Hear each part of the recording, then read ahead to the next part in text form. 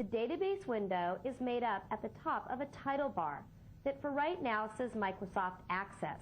If I were to maximize the database window, you would see that the name of the database is added on to the title bar. Underneath the title bar, I have a menu bar. The menu bar allows me to select from the various options that I may want to select from in working with Microsoft Access.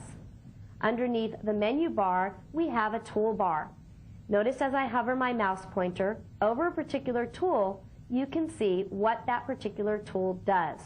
Now you're going to notice that as I work with different aspects of Microsoft Access, the menu bar and the toolbars are going to change. In fact, at times, other toolbars will become available to us. Notice that within the Access desktop, we have the database window.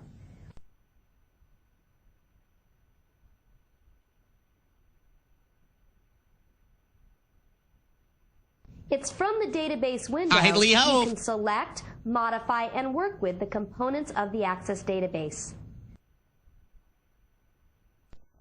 A database is made up of tables, queries, forms, reports, data access pages, macros, and modules.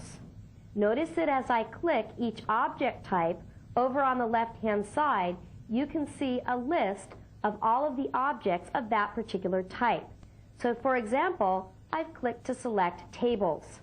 There's several different tables that are already included within the Northwind database. They include categories, customers, employees, order details, orders, and so forth. We're going to talk in a little bit about what tables are. If I click the Queries tab, I see the list of queries that are contained within the Northwind database. And you can see, for example, a query that's named Alphabetical List of Products, and another one that's called Category Sales for 1997.